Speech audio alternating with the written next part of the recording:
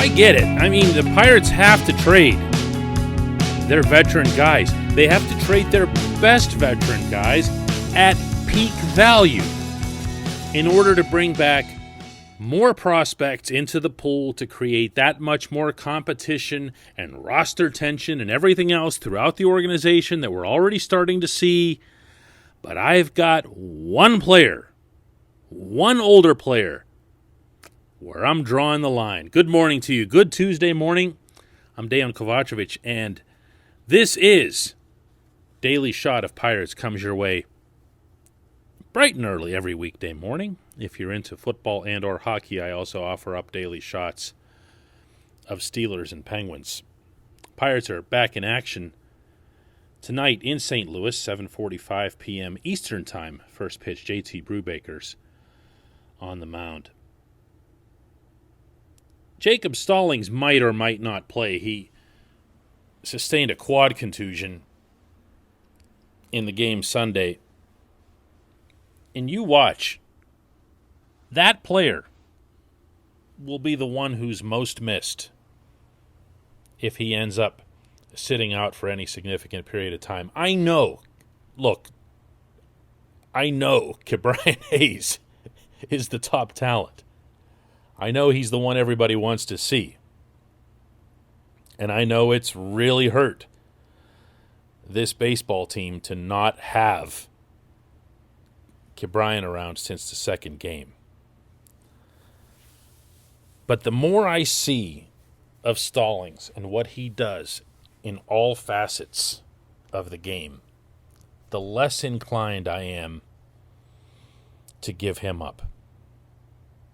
I don't need to tell you. If you're listening to a show called Daily Shot of Pirates, I don't need to tell you what Stallings brings to the equation. He might be the best defensive catcher in all of baseball. And on top of that, he bats right around where he is now pretty consistently. He's at 257 right now, 805 OPS, occasional pop. More than occasional, it seems. Big hits. Loves to come through for his team. Shows that. Excellent in dealing with the pitching staff and being a liaison between the coaches and the pitching staff where it's needed. If you saw his emotional reaction the other day when Mitch Keller got the big strikeout, and when I say emotional, it wasn't for himself. He was looking right back at Mitch when he made the hand gesture. This is a player that you want around. This is a player who makes the people around him better, in particular, the pitchers. They will sing the praises of Jacob Stallings in a way that I never could. They'll do it mostly about his ability to block pitches in the dirt and what that affords them the luxury of doing when they're out on the hill, including with guys on third base. Doesn't matter. He'll call for a pitch in the dirt, and the pitcher will throw it with conviction, knowing it's not going to the backstop. Doesn't matter who's on base, where, what the situation is. That's what they'll talk about more than anything else.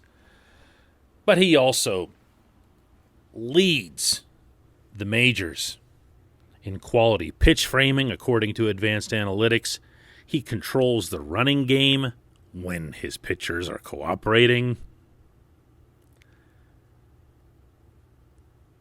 And if you have a young staff, which the Pirates have and are going to have for the foreseeable future, the last thing you'd want is to have that young staff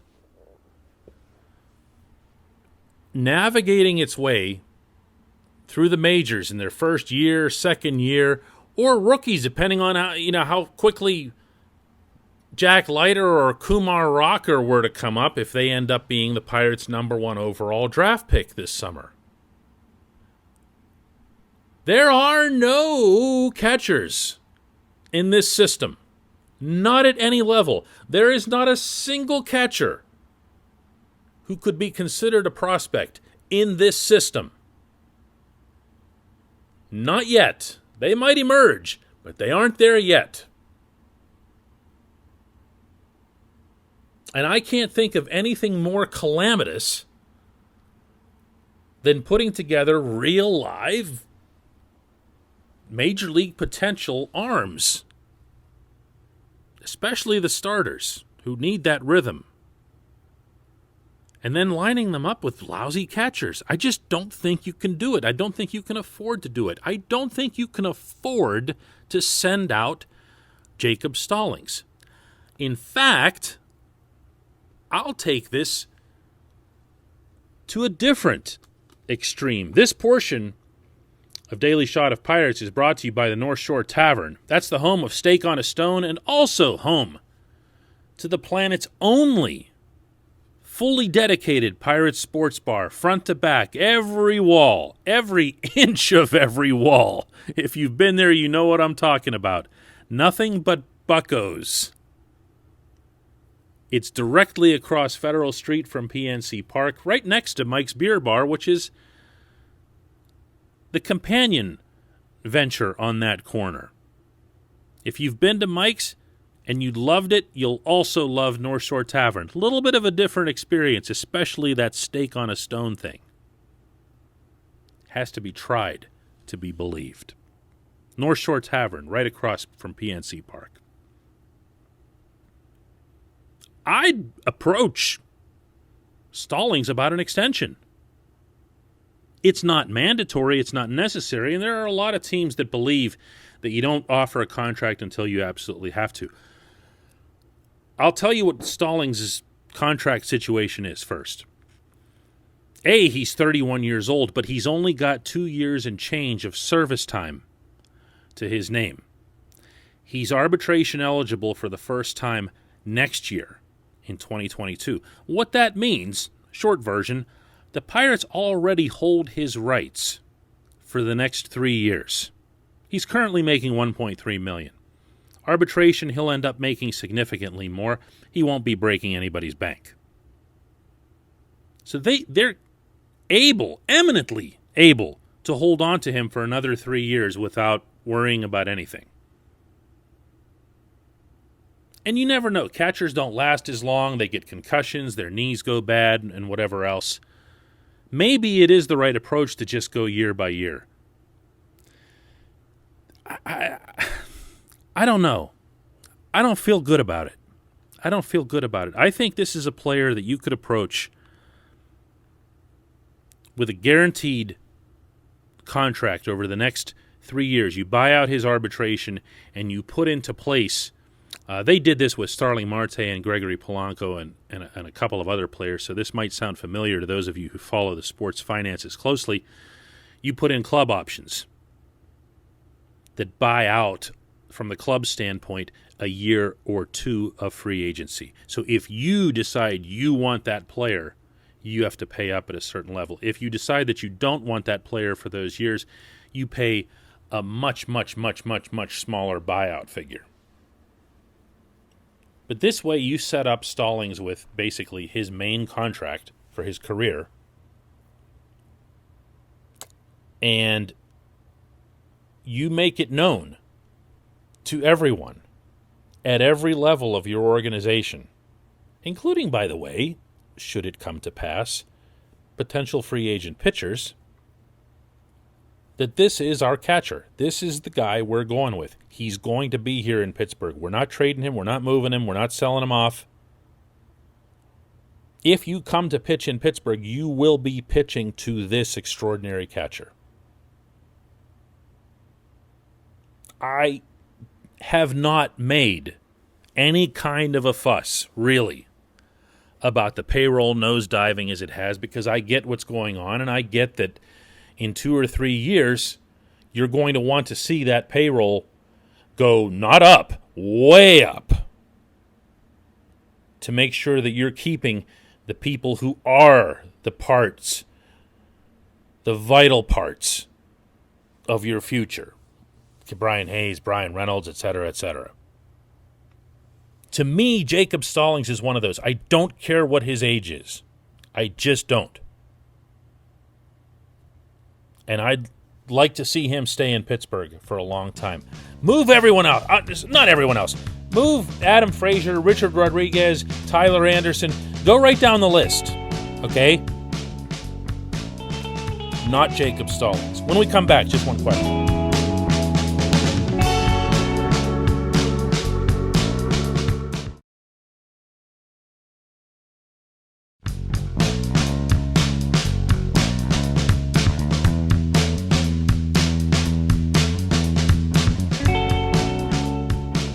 Welcome back. It's time for Just One Question, and today's comes from Oren, who asks, with Ka'ai Tom being a Rule 5, do you think there's any talent there worth keeping him on the roster?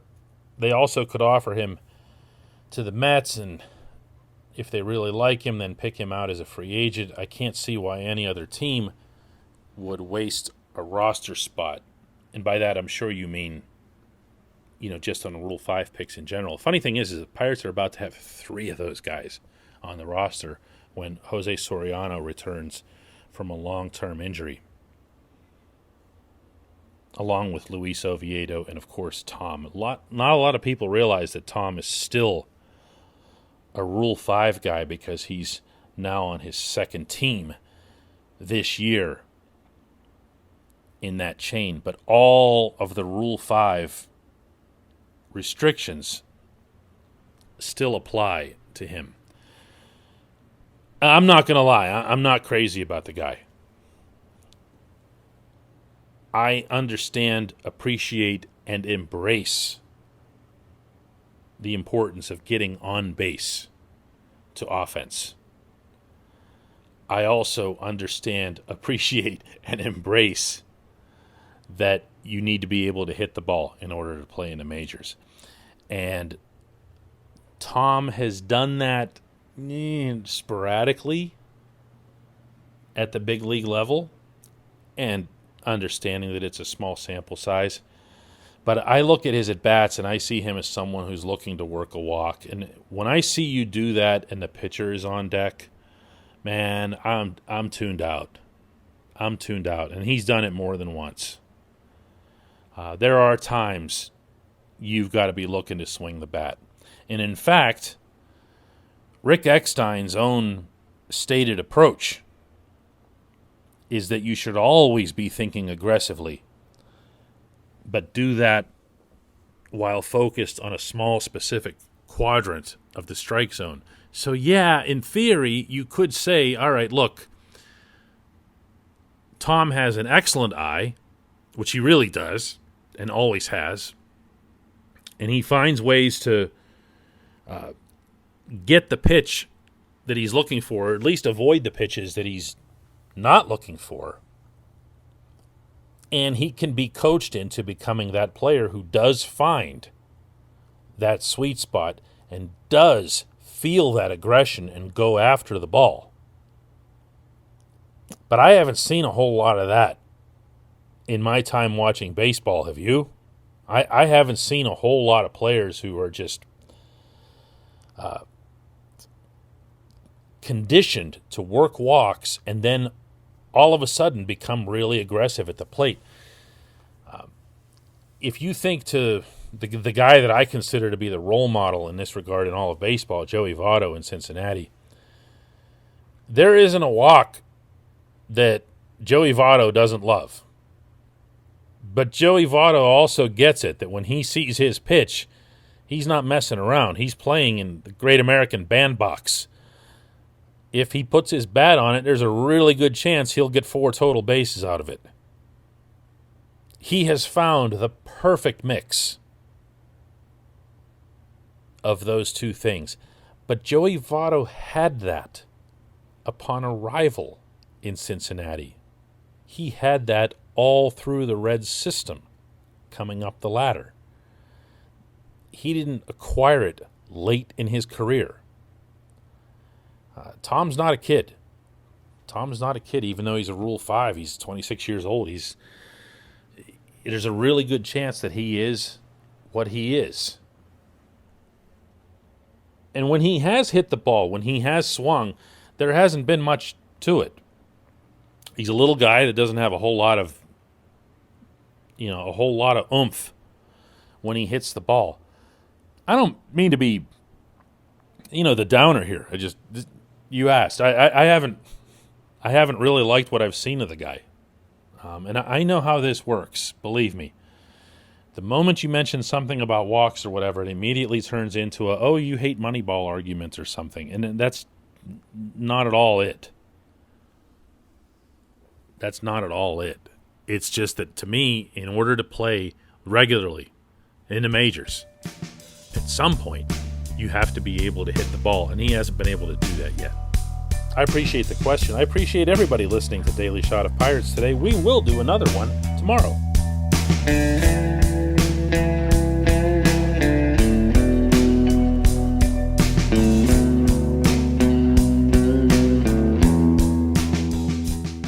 At Point Park University, in the heart of downtown Pittsburgh, they understand there's no substitute for real-world experience and career-building connections. Their innovative curriculum engages students with distinctive experiential learning opportunities. Point Park's pioneering co-op program empowers qualified students to work in full-time, paid positions with their corporate partners while earning college credits. Visit pointpark.edu/works to learn more. Career ready. That's the point. Point Park University.